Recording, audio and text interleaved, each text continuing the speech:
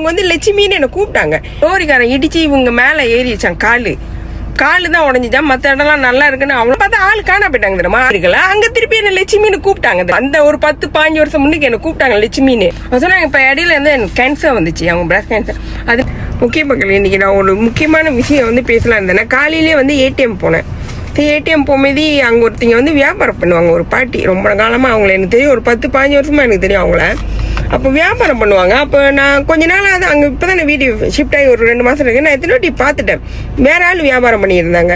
அப்போ எனக்கே தோணுச்சு, அவங்களும் பயங்கரமாக சாதனை படைச்ச ஆள் தானே, அவங்க இருந்திருந்தா நம்ம இன்டர்வியூ பண்ணியிருக்கலாமே. அவங்கள நினச்சும் நம்ம மக்கள் முன்னுக்கு. ஏன்னா நம்ம கண்ணகனமாக அற வாங்கணும்னா வாழ்க்கையில் உள்ளீங்க சில பேர்த்த நம்ம கண்டிப்பாக பார்த்தே ஆகணும். அவங்க அந்த லிஸ்ட்டில் ஒரு முக்கியமான ஆள் தெரியுமா. நான் அப்படி நினச்சிக்கிட்டே அப்புறம் சக்தியை கூட்டிக்கிட்டு தான் நான் வந்து ஏடிஎம் உள்ள போனேன். போகும்போதே அவங்க அந்த வேற ஆள் அங்கே வியாபாரம் பண்ணியிருக்காங்களா, அவங்க வந்து லட்சுமின்னு என்னை கூப்பிட்டாங்க.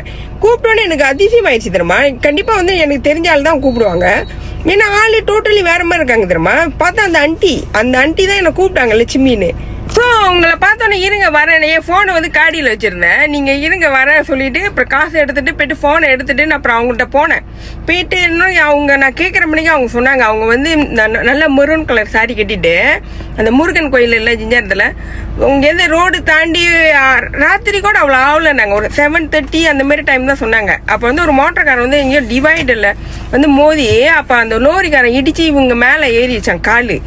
காலு தான் உடஞ்சிச்சா, மற்ற இடம்லாம் நல்லா இருக்குன்னு அவ்வளோ ஸ்ட்ராங்காக சொல்கிறாங்க. கேட்க நம்மளுக்கு எப்படி இருந்துச்சு தெரியுமா. ஏன்னா அவங்களுக்கு இந்த ஒரு வாழ்க்கையில் இந்த ஒரு தடுங்கல் மட்டும் இல்லை தெரியுமா. அவங்களுக்கு அதுக்கு முன்னுக்கு வந்து ஒரு 10-15 வருஷம் முன்னுக்கு வந்து ஃபர்ஸ்ட் வந்து ஜியாத்தில் வந்து இங்கே ரோட்டு ஓரமாக நாசல் மாவுத்தாங்க. நான் போய் அவங்களுக்கு வாங்கியிருக்கேன். இட்லி அதெல்லாம் ரொம்ப விற்பாங்க. அப்போருந்து நான் அவங்கள்ட்ட போய் பசியார வாங்குவேன். அப்போருந்து தான் அவங்களுக்கு என்ன தெரியும் நல்லா. எனக்கு நான் சாரி கேட்டுக்கிறேன் மக்களே. நேற்றுலேருந்து இந்த ட்ரெஸ்ஸை தான் போட்டிருக்கேன். இன்னும் நான் போயிட்டு பல்லு விளக்கிட்டு குளிக்க கூட இல்லை. இப்போ நம்ம புண்ணாக்கு ஃபுட்பால் விளையாண்டுக்கிட்டு இருக்காரு, அவரை ஏத்த வந்திருக்கேன் பாருங்க. ஸோ அந்த இடத்துல இருக்கேன். இவங்களெல்லாம் நம்ம காட்டுறது வந்து டைம் லேட் ஆகக்கூடாது. கண்டிப்பாக இவங்களை காட்டியே ஆகணும் தெரியுமா.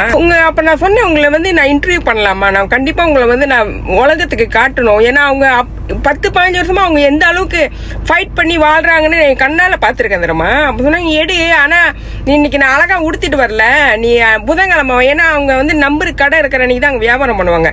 நீ புதன்கிழமைவா நான் அழகாக ட்ரெஸ்ஸாக பண்ணிட்டு வரேன். அப்புறம் கேட்டேன், உங்கள் பிள்ளைங்களுக்குலாம் ஒரு பிரச்சனை இல்லை தானே அப்படின்னா, இல்லை அதெல்லாம் ஒன்றும் பிரச்சனை இல்லை. நான் கண்டிப்பாக புதன்கிழமை வந்து அவங்க என்னென்ன ஸ்ட்ரகிள் பண்ணியிருக்காங்கன்னு நான் கண்டிப்பாக உங்கள்கிட்ட காட்டுறேன். இப்போ அடுத்தது அவங்க வீடியோ வரும். இன்னொன்று வந்து நான் ஃபர்ஸ்ட் பார்த்தேன்னு சொன்னேன், 15 வருஷம் முன்னுக்கு நாசலமாக வைக்கும்போது நல்லா கொஞ்சம் சைஸாக இருப்பாங்க. திடீர்னு பார்த்தா ஆள் காணா போயிட்டாங்க தெரியுமா. அடையாளம் தெரியாமலே ஆளுக்கு நினச்சி தெரியல, இங்கே காணா போய் வயசானி காணா போனா ஒன்று உயிர் போயிருந்தானே. இப்போ ரீதலே நான் அப்படி தான் நினைச்சேன் தெரியுமா இது. அப்புறம் திடீர்னு பார்த்தா ஒரு பசா பாக்கி இருக்குல்ல, அங்கே திருப்பி என்ன லட்சுமின்னு கூப்பிட்டாங்க தெரியுமா. அந்த ஒரு 10-15 வருஷம் முன்னுக்கு என்ன கூப்பிட்டாங்க லட்சுமின்னு. இப்பயும் வந்து லட்சுமின்னு கூப்பிட்டாங்க. இது வந்து ஒரு 10 வருஷம் முன்னுக்கு நினைக்கிறேன். இவங்களை 15 வருஷமா எனக்கு தெரியும். அப்போ 10 வருஷம் இருக்கும்னு நினைக்கிறேன். அவங்க ஆளே டோட்டலி மாறிட்டாங்க. அப்போ கூப்பிடும் போது நான் போயிட்டு கேட்டேன், ஏன் இவ்வளோ அழைச்சிட்டீங்க, ஏன் என்ன ஆச்சுன்னு கேட்டேன். சொன்னாங்க இப்போ இடையில இருந்து எனக்கு கேன்சர் வந்துச்சு, அவங்க பிரஸ்ட் கேன்சர். அதுலேருந்து ட்ரீட்மெண்ட்லாம் முடிஞ்சு இப்போ தான் நல்லா வந்தேன். அதை திருப்பி வியாபாரம் எனக்கு கேட்டோடனே அவங்க வயசானீங்க தெரியுமா.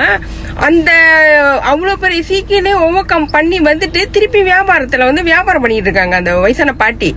அது நடந்த ஒரு 10 வருஷம் இருக்குமா. அப்புறம் அதுக்கு முடிஞ்சு அப்புறம் கொஞ்சம் நல்லா ஓவர் கம் பண்ணி நல்லா வந்த பிறகு இந்த மிக்சர் விற்க ஆரம்பிச்சாங்க. அவங்க விற்கிற மிக்சர்லாம் ரொம்ப ருசியாக இருக்கும். அடிக்கடி பிக் பாஸ் அங்கேருந்து வாங்கிட்டு வருவார் சக்திக்கெலாம். நாங்கள் வேற இடத்துல இருக்க மாதிரி அவர் அங்கே போனால் அங்கேருந்து வாங்கிட்டு வருவார். மிக்சர் விற்றுட்டு இருந்தாங்க. அதை தான் நான் யோசிச்சுட்டே இருந்தேன், இவங்களை காணமே அப்படின்னு இருந்திருந்தா அவங்களை கண்டிப்பாக காட்டிக்கலாம். ஏன்னா 15 வருஷமா எனக்கு அவங்களை தெரியும் தெரியுமா. இன்னொருத்தங்க ஒரு பெரியவங்க ஒருத்தங்க இருக்காங்க, அவங்களை கண்டிப்பாக நான் காட்டணும். ஏன்னா அடிக்கடி மனசில் பதிஞ்சிக்கிட்டே இருக்கு. இவங்களை ஏன் நான் வந்து நம்ம வாழ்க்கையில காட்டணும்னா, ரொம்ப பெரிய இது கிடைக்கல அது கிடைக்கலன்னு போய் காதலுக்காக பிச்சைலாம் எடுக்கிறீங்க. இந்த மாதிரி பாட்டிங்களை பாருங்க, உங்க கண்ணை சுத்திரும் அந்த மாதிரி ரொம்ப பேர் இருப்பாங்க தெரியுமா. அவங்களாம் பார்த்தா நம்மளே செருப்பு கட்டி கண்ணமா அரைஞ்சிக்கணும்னு நினைக்கிறேன். அவங்களாம் நான் தான் கேட்டேன், ஏன் வீட்டில் இருக்கலன்னு. நம்ம கையை நம்ம சொந்தத்தை நம்ம தான் பார்த்துக்கணும் அப்படின்னாங்க. சொந்த உழைப்பு அவங்க பேசுனதை நான் காட்டுறேன் பாருங்க. ஸோ இந்த ஸ்டோரி நான் எதுக்கு போட்டேன்னா வந்து கண்டிப்பாக பசங்களா ரொம்ப வீக்காக இருக்கிற டைமில் வந்து நீங்கள் மோட்டிவேஷன் எதுவுமே தேடி போகாதீங்க. உங்கள் கண்ணுக்கு வயசுக்கு மீறி சில பேர் உழைப்பா போட்டுக்கிட்டு இருப்பாங்க பாரு, அவங்கள பார்த்தீங்களா உங்களுக்கு நல்லா உங்களுக்கு மோட்டிவேஷன் கிடைக்கும். இந்த மாதிரி இன்னொரு 2 பாட்டி இருக்காங்க. அவங்க ஒருத்திங்க இறந்துட்டாங்க. எங்கள் இப்போ திருலோக்கில் வந்து எங்கள் அம்மா வீட்டு முன்னுக்கு தான் 85 வயசு இருக்கும்னு நினைக்கிறேன். உச்சி 2 மணிக்கெல்லாம் தலையில முக்காட்டு துணியை போட்டுட்டு போயிட்டு கொல்லை குத்திட்டு இருப்பாங்க. இருக்காங்க, அவங்க இன்னும் இருக்காங்க. நான் அந்த பக்கத்து போறதா இருந்தா கண்டிப்பா அவங்களையும் நான் காட்டுறேன். அவங்களாம் நம்ம ஆளுங்க, தமிழிங்க, நம்ம ஆளுங்க இருக்கோம்ல, சூப்பரான இந்தியன்ஸ் நம்ம ஆளுங்க இருக்குமே.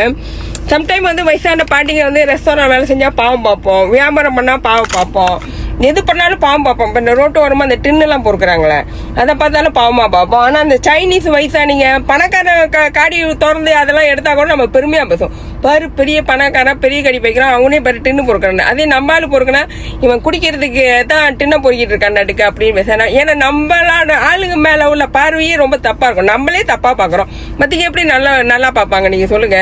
ஸோ இந்த மாதிரி ஆளுங்களை பார்த்தீங்கன்னா அவங்கள பாராட்டுங்க, இது பண்ணுங்க. இப்போ அவங்க கண்டிப்பா புதன்கிழமை வந்து எனக்கு இன்டர்வியூ கொடுக்குறேன்னாங்க. அவங்க அழகா ட்ரெஸ் அப் பண்ணிட்டு வரேனாங்க. நானும் நல்லா குளிச்சுட்டு நல்லா ட்ரெஸ் அப் பண்ணிட்டு அவ்வளோ பேர் இன்டர்வியூ பண்றேன். அப்புறம் அவங்க சுத்திரும் வந்து ரொம்ப பேர் இந்த மாதிரி இருப்பாங்க. அவங்க வந்து சொந்த உழைப்பை நம்பி அவங்களெல்லாம் பார்த்தீங்கன்னா கும்பிட்டுட்டு அவங்க மாரி வரணும்னு சொல்லிட்டு அவங்கள டெய்லி பார்த்து மூவ் ஆன் பண்ணுங்க. வாழ்க்கையில எதுவும் முடிஞ்சு போச்சுன்னு நினைக்காதீங்க. இவங்கெல்லாம் பெரிய எக்ஸாம்பிள் தெரியுமா. வாழ்க்கையில எல்லாம் போச்சுன்னு சத்தியமா நினைக்காதீங்க.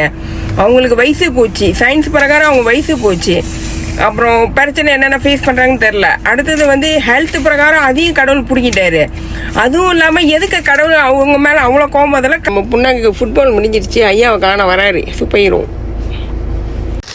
ஓகே மக்களே, நீங்க பாருங்க, இவங்க ஒரு முக்கியமான ஆண்டி பார்த்து ஹாய் கட்டிருங்க. ஓகே, இவங்களை பற்றி நான் புதன்கிழமை வந்து இன்டர்வியூ பண்ண போகிறேன். கண்டிப்பாக இவங்க யாருன்னு கண்டிப்பாக உங்களுக்கு சொல்லணும். அப்புறம் நம்ம எடிட் பண்ணி போட்டுட்டு அப்புறம் உங்களை பற்றி நான் கண்டிப்பாக புதன்கிழமை வரேங்க.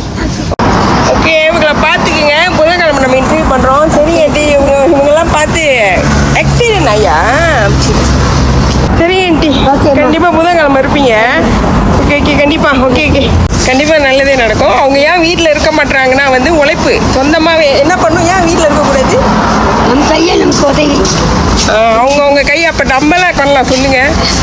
இவங்களை வந்து எனக்கு ரொம்ப காலமாக தெரியும். மேபி அந்த ஏரியாவில் உள்ளவங்களுக்கு வந்து கண்டிப்பாக தெரியும். நான் எதுவும் ரொம்ப பொய் சொன்னது கிடையாது. இவங்க எல்லாம் நம்ம சுற்றிரும். நான் எப்போ இங்கே ஜெஞ்சாரத்துக்கு வந்தனோ என் கண்ணு சுற்றிரும் இந்த வயசான பாட்டி தாத்தாங்க இவங்க தான் தெரியுறாங்க. இவங்கெல்லாம் உழைச்சிக்கிட்டே இருக்காங்க. இன்னமும் யாரும் சோர்ந்து போய் வீட்டில் உட்காரவே இல்லை. இவங்கள தான் இருக்காங்க. கண்டிப்பாக இவங்களாம் வெளி உலகத்துக்கு தெரியணும். அதனால தான் நான் அவங்கள சொல்கிறேன். ஏன்னா 10-15 வருஷமாக அவங்க வியாபாரம் பண்ணிக்கிட்டே இருக்காங்க. எவ்வளோ அடி வந்தாலும் வாழ்க்கையில் வந்து அவங்க பண்ணிக்கிட்டே இருக்காங்க.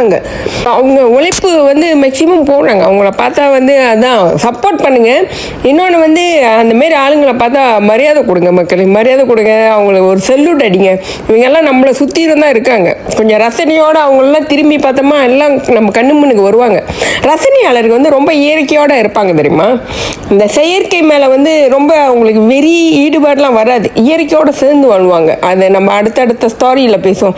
நான் அடுத்த ஸ்டோரியில் வந்து இந்த சாப்பாடு கடை வச்சுருக்காங்களே அவங்களுக்கு வந்து ஒரு ரசனையோட ஒரு இது கதை வச்சுருக்கோம். அங்கே பேசுவோம். மேபி அந்த கடைக்காரங்களுக்கு வந்து கொஞ்சம் ஆறுதலாக இருக்கும்.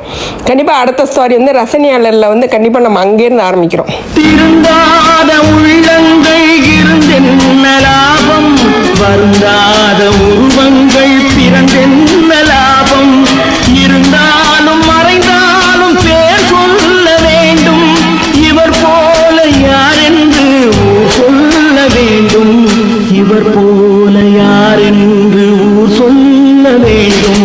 கண் போன போக்கிலே கால் போகலாமா, கால் போன போக்கிலே மனம் போகலாமா?